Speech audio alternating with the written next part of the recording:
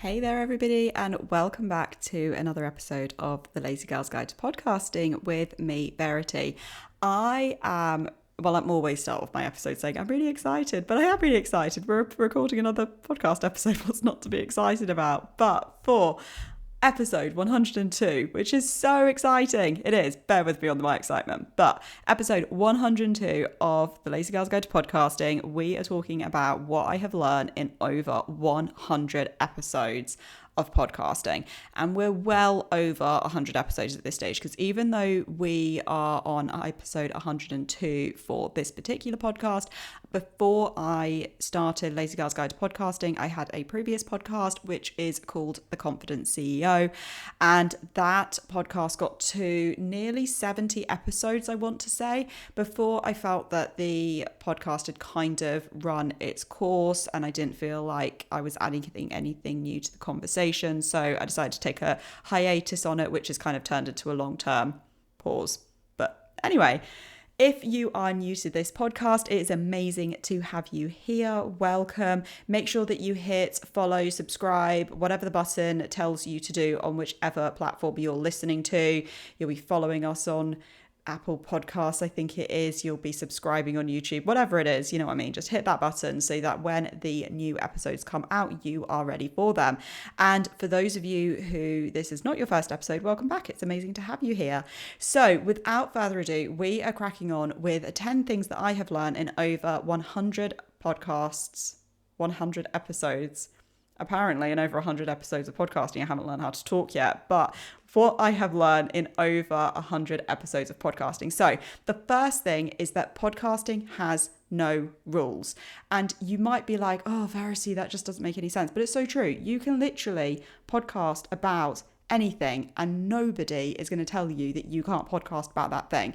It's not like when you have a YouTube channel and YouTube is saying that you can only talk about certain topics or whatever. I mean, I know that that is still pretty wide what you can talk about on YouTube, but you know, if you don't meet YouTube's guidelines, whatever, you can have your videos taken down if they're like, you know, overly offensive or whatever.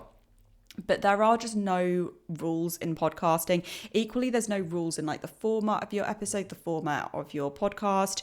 So many podcasts have got intros and outros to their episodes. You will know that I do not have those in my podcast. I can't remember exactly which episode it was that I talked about that and my decision to get rid of intros and outros, but I will make sure that episode is linked down in the show notes so that you can listen to that afterwards. The second thing that I've learned in over 100 episodes of podcasting is that you don't need to give up your day job. I think there are too many people out there who say things to you like, oh my God, so when are you going to take your podcast full time? When are you going to take your podcast coaching business full time and stuff? I'm not. I have got no plans on taking podcasting full time. And there are probably some people listening to this and dying inside and thinking, but you've got such an amazing business opportunity. Why are you not doing that? And the reason is because I work part-time and I love my job. I absolutely love my job so much. I don't want to give it up. So I do my podcasting as a side hobby, almost as a side business, because at the end of the day, Lazy Girl's Guide to Podcasting, we are a registered business. And I do make money coaching others in podcasting, etc. But I don't want to take that as my full-time job. So you don't have to take podcasting as your full-time job if you don't want to. Number 3, the world won't end if you miss a week. I think there are so many people out there who are like, you've got to be consistent in your podcast. There's got to be consistency, unless you do need to have consistency. I mean, I don't know how you'll maintain an audience if you put out like, you know, 2 episodes each week and then all of a sudden your audience get nothing for 6 months. Then you put out like another couple of episodes and then, you know, there's got to be some consistency. But at the end of the day, if you miss a week or a couple of weeks of your podcast episodes, that's fine. The world is not going to end and neither is your podcast. And if you listened to last week's episode, I talked all about how I took a break from my podcast over the summer of 2024. And that was just the thing that I needed to do. And do you know what? My episode downloads didn't do badly because we'd built up so much of a community in the Lazy Girl's Guide to Podcasting, and shout out to all of you who still kept coming back to new episodes or to previous episodes, I should say, of the podcast, and were still listening to those episodes week on week to just catch up with previous episodes that maybe you hadn't heard before or you wanted to, listen to again or whatever. So if you don't have an episode come out one week, if you miss a week, it's fine. Your community and your audience will still be there. People aren't that fickle to just completely disappear. Yes, okay, they might replace your listening slot for a few weeks, but at the end of the day, if they enjoy your content, if your content's good, they will come back to you. Number 4 is, oh my gosh, this is controversial. Do I even want to say this? I feel like I'm going to be shot. But point number 4 is I find that half the gurus out there, the podcasting gurus, don't really know what they're talking about and are actually just rehashing advice, sometimes really outdated advice, of things that they've just been told themselves. Oh my God, I literally feel like I'm about to be shot for saying that. But hear me out here. I just find that there are so many people on so many platforms talking about podcasting, and they're just giving out this same, quite frankly, kind of shitty advice about like, your podcast is going to fail if you don't have a really good intro. Right, I don't have a podcast intro on my episodes, haven't done for God knows how many episodes now. My podcast does all right. I've got an amazing community. I have got returning listeners. I've got really good retention rates for listenership throughout the episodes in terms of like the percentage of the episode that's listened to. So, I don't know. I think that there are some amazing podcast gurus out there. There's some incredible people who really know what they're talking about. And some people that immediately spring to mind is Adam Shibley. We've had him on the podcast for, was it 3 or 4 episodes we've actually had Adam on for? There's Chris from Podtastic Audio. Again, we've had him on the podcast. I'll link all these episodes below. These people know what they're talking about. But I just find that there are some other people who are just giving out really shitty advice. But, you get that in anything, in any industry, don't you? Okay, number 5, before I get completely shot. Number 5 is podcasting is fun and the community just wants you to do well. What I love about podcasting is that I don't find that there is a competitiveness that there can be in other media creation and other media points. I just find that the podcasting community is just so welcoming and everyone just wants to help everybody else, despite what I just said about, giving out shitty advice. I just find that if you talk to somebody, other podcasters just want to help other podcasters. And I just think that's really, really lovely. Number 6, the phrase podcasting strategy is overused and doesn't mean the same thing to different people, 100%. So I find so often, and I'm guilty of this as well, I talk about podcast strategy. I've talked about podcast strategy in terms of what I do and what I suggest in previous episodes of this podcast. But I think that quite often people throw around this phrase podcast strategy, but don't actually have any thought process behind what that means and how podcast strategy looks different to different people. And what I mean by that is if you are going to monetize your podcast, then your strategy is going to look very different to if you are reviewing and critiquing recipes or episodes of a certain genre of a TV series or whatever. Your strategy is going to look really different. And even if you're monetizing through, paid advertisements versus sponsorships, again, those strategies are looking completely different. So I find that quite often people throw around, do you have a podcasting strategy? But then there's not really that much of a thought process behind, well, what does that strategy mean for an individual? Number 7, you don't have to monetize your podcast. I said it. Okay. And I know that we have talked about monetizing on this podcast a lot. If you want to monetize your podcast, no hate. I monetize this podcast. I've tried a few different things for monetizing this podcast. Some have worked amazingly. Some have not worked at all. Some have been a complete waste of my time. Other ones I've just been like, yeah, hit the nail on the head with that particular, venture, money-making venture.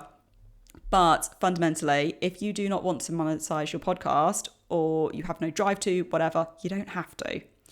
Number 8, podcasting does not need to be expensive at all. I did an episode a while ago where I talked all about how expensive my podcast was to produce, and oh my god, the comments that I got from you guys, again, I'm going to link that in the show notes if you want to know exactly how much I was at the time spending on my podcast episode, because I'm going to be doing an episode later in 24 which will either be September, October, I'm not entirely sure when that's going to come out, but I'm going to be talking about how I have completely slashed my podcast production costs. But Basically, podcasting does not need to be expensive if you don't want it to be. Number 9, you don't have to do video. This seems really controversial. Everyone seems to think that you need to do video with your podcast, but the statistics tell us, or the statistics that get bandied around on the internet tell us that only around 20% of podcasts have got a video implementation, a video addition, that's the word I want, a video addition to their podcast. You don't need to do video if you don't want to. I am currently recording this, which actually then links into point 8, really, about how podcasting doesn't need to be expensive rather, because I'm not in a studio recording this. I am sat at my dining room table. I'm actually doing some work. I'm lesson planning at the moment, but I decided to take a break, record this episode quickly before I go back to what I am doing. But you don't have to do video at all. My hair is in a messy bun. It's literally just holding itself there at the moment. It really needs a wash. My dining room is actually, it's quite clean because I tidied it up yesterday. But the point is, you don't need to see my dining room. I don't want you to see my dining room. So therefore, you don't have to do video if you don't want to.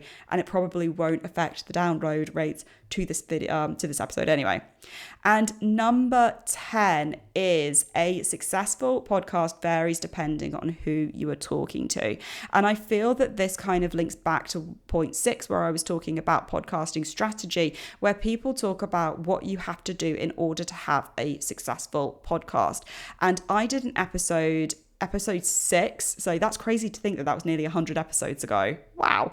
But episode 6 of Lazy Girl's Guide to Podcasting, we talked all about how to have a successful podcast, and I talked about how it probably isn't what you think, because we broke down in that episode that success varies from podcaster to podcaster. It could be monetizing, it could be getting in the charts, it could be having clients, it could just be showing up every week and producing an episode. But a successful podcast varies depending on who you are talking to. And I think that is so important to remember, that a successful podcast is whatever you define it to be. To me, I think my podcast is successful because every time I put out a new episode, I get amazing. I'm so grateful to you guys who listen to my episodes, because I get people on Instagram, on Twitter mainly, at Verity Sangan on both, messaging me and saying, Verity, I listened to your latest episode. Oh my God, it was so good. I took away X, X, and X from it. I got from last week when I released the episode all about taking a break. That was episode 100.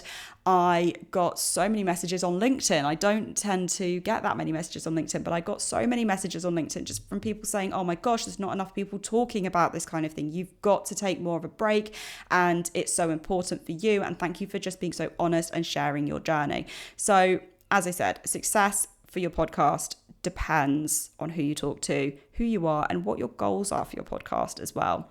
So those are the 10 things that I have learned in over 100 episodes of podcasting.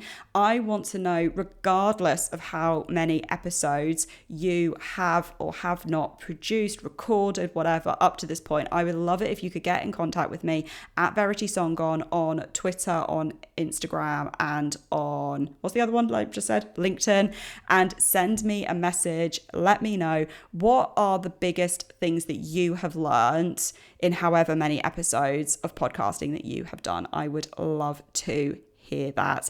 Otherwise, thank you so much for joining me for another episode. It's amazing to spend time with you. Thank you so much. I will see you next episode.